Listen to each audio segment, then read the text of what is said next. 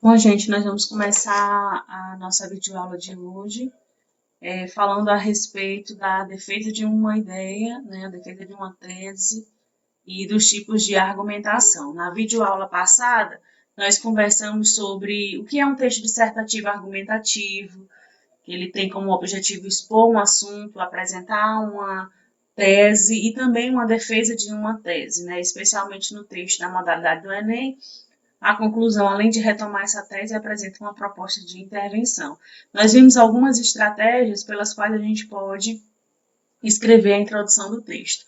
Hoje a gente vai se deter no desenvolvimento do texto, né, na argumentação.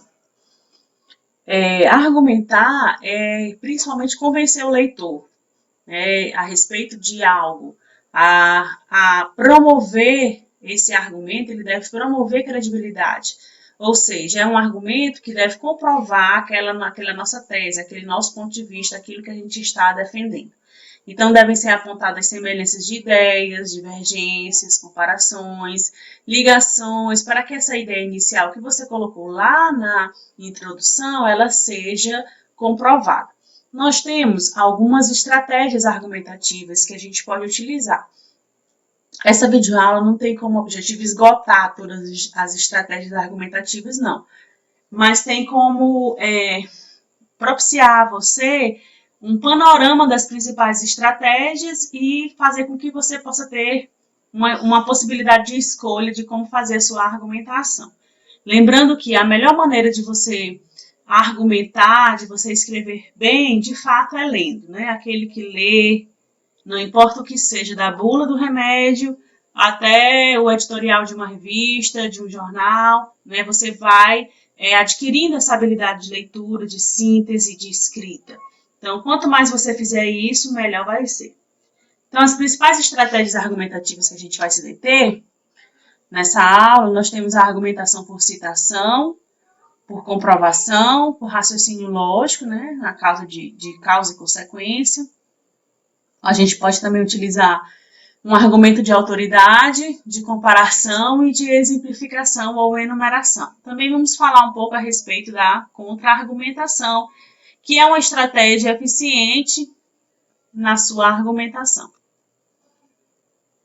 O primeiro argumento que a gente vai conversar é a respeito do argumento por citação, né? Parecido com o que a gente faz lá na introdução por citação, através dessa estratégia, você pega uma citação de um autor e traz para o seu texto, traz para a sua argumentação. Essa citação, já que é uma citação literal, a gente tem que ter muito cuidado para de fato saber o que foi dito por determinado autor, né? Se você não souber, você pode fazer uma paráfrase. E, além disso, essa citação tem que ser bem escolhida para que ela possa se relacionar com a argumentação que você está desenvolvendo, com o ponto de vista que você está defendendo. Esse texto do Stuart Ball diz assim: os discursos de Churchill nos comuns eram bem noticiados, mas foram suas falas pelo rádio que causaram maior impacto. Embora tivessem sido apenas 5 durante este período crucial, eles passaram seu vigor, estabilizaram moral e geraram confiança. Em 4 de junho, desafiou: vamos até o fim, defenderemos nossa ilha, qualquer que seja o custo, lutaremos nas praias, lutaremos onde descerem, nos campos, nas ruas. Então, veja que essa citação, ela se relaciona com a argumentação. O autor do texto começa dizendo que os discursos de William Churchill eram bem noticiados, que as suas falas no rádio causavam impacto e que esses discursos geravam confiança nas pessoas. E aí ele traz um trecho desse discurso que mostra justamente isso, quando ele diz: vamos até o fim.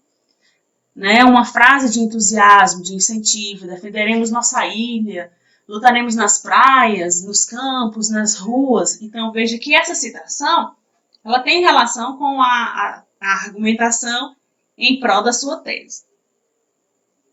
Alguns alunos, eles nos perguntam, professora, dá uma indicação de livro, de minissérie, de série que a gente pode assistir para melhorar o nosso repertório sociocultural. Gente, isso é uma bagagem, o repertório sociocultural é uma bagagem de toda a sua vida escolar.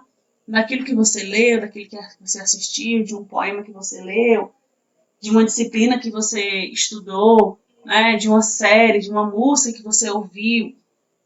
Quando você consegue pegar essas outras áreas do conhecimento e fazer relação com o seu texto, você demonstra que tem um repertório sociocultural. Então, você pode fazer isso através de uma citação, através de um trecho de uma música, através de um poema, e assim você desenvolver toda a sua argumentação, tá?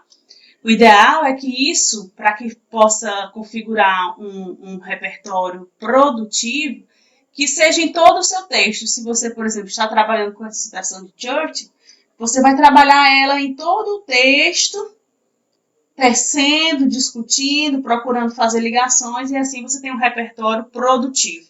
Se você não conseguir, se você simplesmente citá-la, vai ser um repertório sociocultural improdutivo, tá? Outro tipo de argumentação é um argumento por comprovação ou evidência, que está apoiado em fatos, em dados, em estatísticas, em porcentagens, reportagens, sites, né? Eu tenho aqui, e aí eu quero fazer um adendo, de que geralmente esse tipo de argumentação você utiliza quando você está com uma argumentação limitada ao texto motivador. Por quê? Porque você não vai ter decorado um dado, uma estatística sobre todos os temas, né? Então, eu não quero incentivar vocês a fazer um texto atrelado ao texto motivador, mas eu quero dizer para vocês que se aparecer um tema que vocês não tenham contato, que vocês não saibam, não tenham nenhuma informação a mais, melhor do que tirar 0 é tirar 80, tirar 120. Então, use os argumentos do texto motivador com muito cuidado, fazendo paráfrase, né, para que você possa conseguir uma nota. Não é o ideal. Não estou dizendo para você fazer, eu estou dizendo que se você tiver um tema que você não conhece nada, por exemplo, aquele tema lá de 2018 que foi a manipulação dos dados, né, pelo controle dos usuários. Muitos brasileiros, jovens brasileiros e até adultos, nunca tinham ouvido falar daquilo, nunca tinham ouvido falar de algoritmo. Então, eles poderiam ter escrito um texto com os argumentos limitados aos dos textos motivadores, pegando, por exemplo, dados daquele gráfico, analisando aquele gráfico que tinha lá, né, analisando os dados que foram apresentados, aqueles trechos de notícia, e fazendo uma adaptação, uma paráfrase e colocando no seu texto.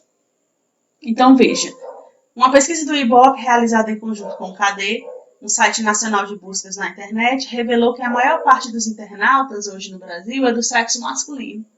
Tem entre 14 e 39 anos, domina a língua inglesa, costuma navegar usando o computador de casa e sente-se à vontade para realizar compras online usando seu cartão de crédito. A enquete mostrou, por exemplo, que 18% dos entrevistados já adquiriram algum produto pela rede e 68% estão dispostos a fazer uma compra no futuro. Então, nós temos aqui um texto com uma argumentação baseada em uma pesquisa, em um dado, em uma estatística. Então, vamos imaginar que o tema seja a questão da internet das coisas, né? Internet do cotidiano, da nossa vida. Então, ele mostra aqui que houve uma pesquisa, que a maior parte dos internautas brasileiros é de sexo masculino, são jovens, entre 14 e 39 anos, que eles usam o computador de casa, que se sentem à vontade para realizar compras online. Então, ele vai desenvolvendo toda a argumentação através de um dado, de uma estatística, de algo que foi pesquisado. Então, essa é a argumentação, tá? A próxima é a argumentação por raciocínio lógico. Essa argumentação aqui, todos vocês já fazem. Por quê? Porque vocês selecionam, relacionam, organizam, desenvolvem, hierarquizam argumentos. Lá na competência 3, que é a competência que vai observar a questão da argumentação, um dos critérios que o avaliador vai observar é se você teve um argumento lógico, um argumento que foi coerente. Isso é possível através dessa argumentação por raciocínio lógico, causa e consequência. Vejamos esse texto do José Ortega y Gasset. Diz assim: a sociedade é sempre uma unidade dinâmica composta de dois fatores, minorias e massas. As minorias são indivíduos ou grupos de indivíduos especialmente qualificados. A massa é a reunião de pessoas não especialmente qualificadas. Para massas, portanto, não se deve entender apenas ou principalmente as massas trabalhadoras. A massa é o homem comum. Dessa maneira, o que era uma simples quantidade, a multidão, converteu-se em determinação qualitativa. Tornou-se a qualidade social comum. O homem não diferenciado de outros homens, mas repetindo em si mesmo um tipo genérico. Que lucramos nós com essa conversão da quantidade em qualidade? Simplesmente isto. Por meio da última, compreendemos a gênese da primeira. É tão manifesto que quase chega a ser um lugar comum. A formação normal da multidão supõe a coincidência de desejos, modos de vida nos indivíduos que a constituem. Então vejamos que o Gasset ele relaciona ideias nesse texto. Perceba que ele trabalha primeiro por comparação entre os conceitos opostos de minoria e de massas. E aí ele vai evoluindo o seu raciocínio, contrastando as características de cada um.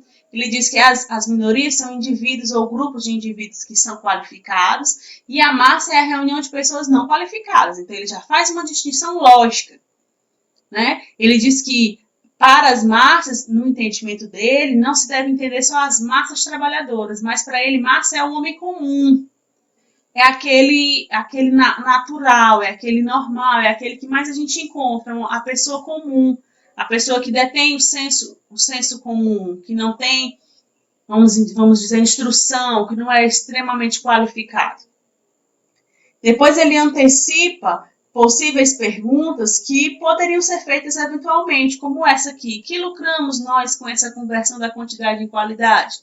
Ou seja, qual seria a vantagem se nós tivéssemos mais pessoas dispostas a fazer determinado serviço, mas que elas não tivessem a habilidade, a competência para desenvolver esse serviço? Não seria melhor ter menos pessoas e essa minoria ser capaz de desenvolver e de ter uma habilidade, uma competência para desenvolver determinada ação?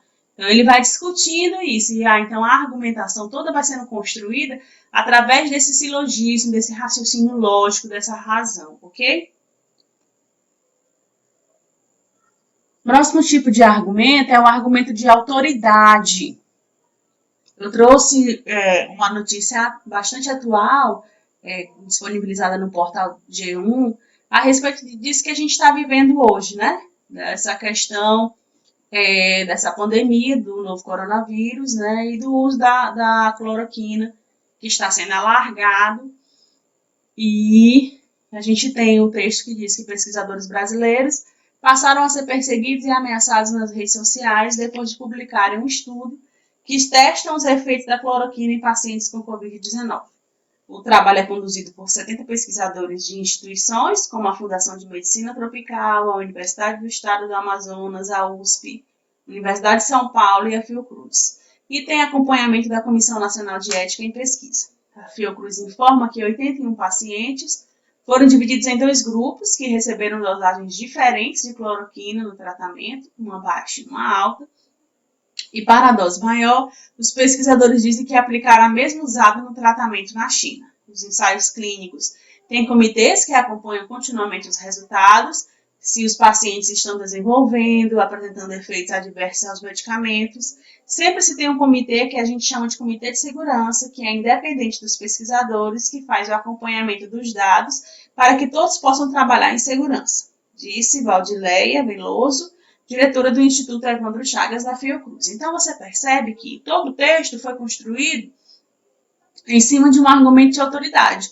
O autor chamou uma autoridade, um especialista no assunto, para tratar a respeito do assunto e para comprovar o seu ponto de vista. Perceba que ele começa dizendo que os pesquisadores estão se sentindo ameaçados e perseguidos por conta do uso porque estão testando, né, esse uso da cloroquina em pacientes de Covid. Aí ele já chama instituições como a Fundação de Medicina Tropical, como a Universidade do Estado do Amazonas, como a própria USP e a Fiocruz, que são instituições consolidadas, que são instituições que têm credibilidade no meio da pesquisa, no meio do tratamento médico. E aí, mais ainda, ele traz a voz da diretora do Instituto Evandro Chagas, da Fiocruz, que é uma instituição altamente gabaritada e reconhecida nacionalmente e internacionalmente na elaboração de vacinas, de pesquisas, né, de novas medicações. Então, ele traz uma autoridade para o texto para mostrar que sim, essa pesquisa está sendo feita, mas ela não está sendo feita à toa. Tem um comitê de segurança, tem a questão do conselho de ética da pesquisa, que há pesquisadores que estão acompanhando essa pesquisa e esses pesquisadores são independentes daqueles que estão realizando, de fato, o experimento. Então, ele traz uma autoridade na área da saúde para comprovar o seu ponto de vista.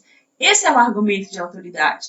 E aí você tem que prestar atenção, porque eu não poderia, por exemplo, chamar um doutor em educação para falar sobre essa pesquisa de Covid. Né? Por quê? Porque ele é altamente gabaritado, ele é autoridade, mas não na área da saúde. A quem eu vou chamar, a quem eu vou recorrer como essa autoridade, tem que fazer relação, tem que ser autoridade para aquela área.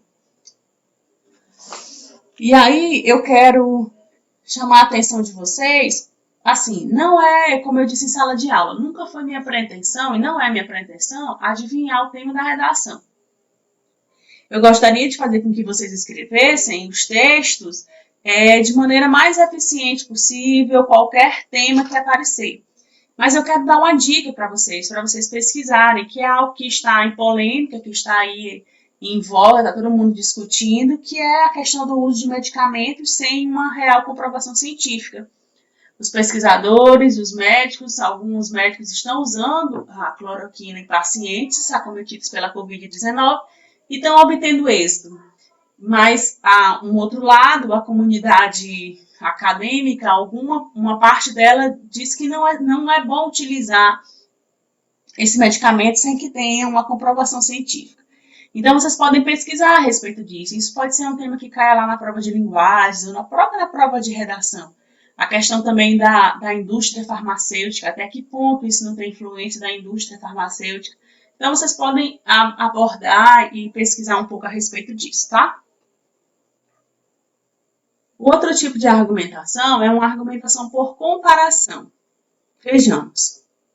A quebra de sigilo nas provas do Enem 2009, denunciada pela imprensa, nos faz indagar quem seriam os responsáveis. O sigilo de uma prova do Enem deve pertencer ao âmbito das autoridades educacionais e não da imprensa. Assim como a imprensa é responsável por seus próprios sigilos, as autoridades educacionais devem ser responsáveis pelo sigilo do Enem. Então, veja que há aí uma comparação, um elemento de comparação que é o sigilo, e aí ele compara o sigilo de uma prova do Enem, que deve pertencer às autoridades educacionais, no caso máximo do MEC, e o sigilo das informações da imprensa, que deve ser responsabilidade da própria imprensa. Então, nós temos dois elementos aí a serem comparados. Esse argumento por comparação você pode fazer estabelecendo semelhanças, estabelecendo diferenças, tá? Você pode utilizar isso para comparar dois elementos ou até mais.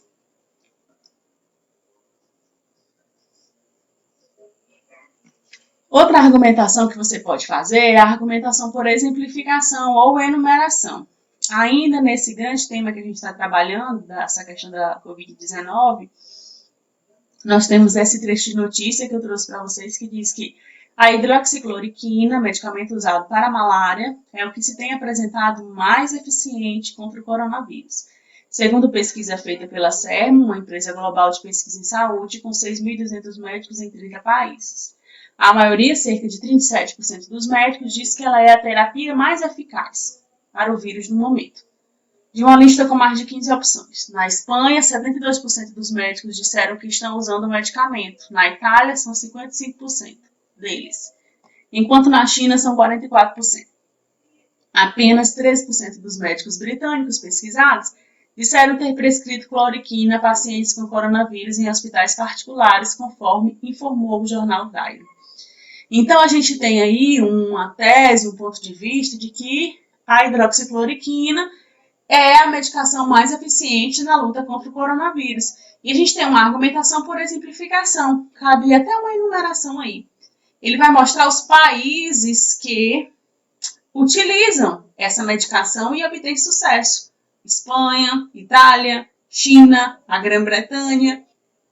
E aí, através dessa argumentação, dessa exemplificação, a defesa do ponto de vista de que, de fato, a hidroxicloroquina é uma medicação eficiente contra o coronavírus, tá? Gente, outra coisa que vocês podem fazer é a contra-argumentação. A contra-argumentação não é obrigatório que você faça. Você faz se você se sentir seguro, se você tiver segurança para fazer. O que é a contra-argumentação? Gente, é uma argumentação inteligente. É um modo eficiente de organizar esse texto para que ele fique mais atrativo, para que ele fique mais envolvente, para que ele tenha mais profundidade, é antecipar os argumentos contrários à posição que você pretende defender. E aí, uma vez que você expõe esses argumentos alheios, o autor do texto, que no caso é você, pode buscar contra-argumentos, ou seja, fatos, dados, reflexões, que demonstrem para os seus leitores por que os argumentos contrários à posição sustentada no texto poderiam ser questionados. Tal estratégia faz com que o autor pareça uma pessoa ponderada, capaz de analisar diferentes pontos de vista, o que reforça a ideia de que a perspectiva por ele defendida é a mais razoável. É você pegar um argumento contrário ao seu, utilizar no seu texto.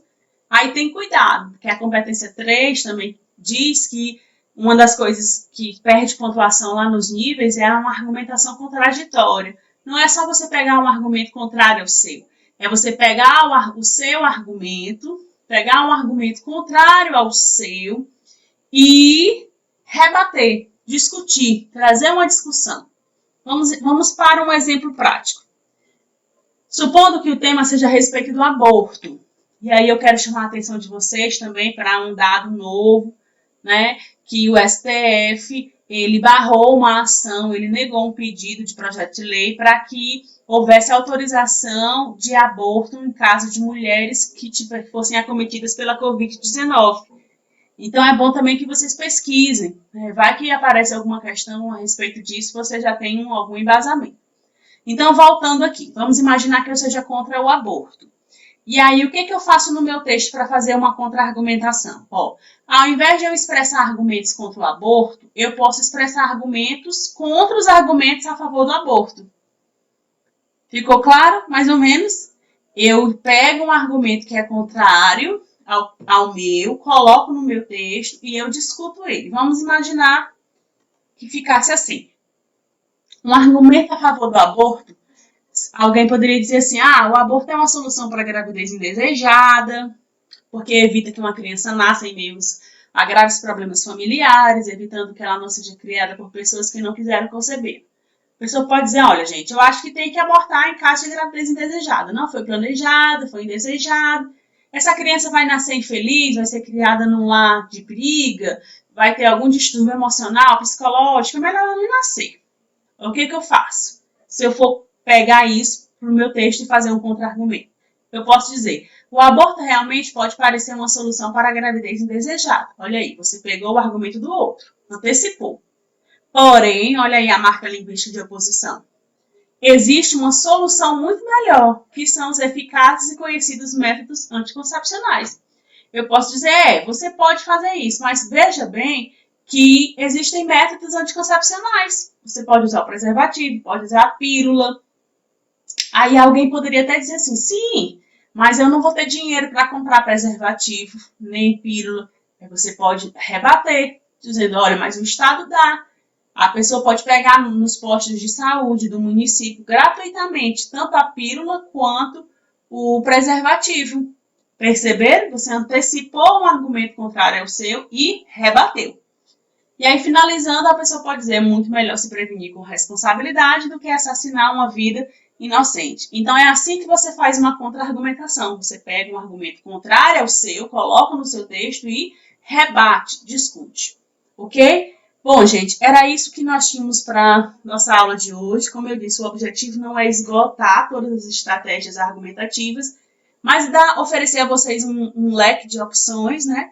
E que vocês possam escolher alguma dessas daí, ou então usar a que vocês mais utilizam, mas a principal dica que a gente dá é leia, leia e leia, tá bom? Então, bons estudos, obrigada, e a gente se vê. Tchau, tchau.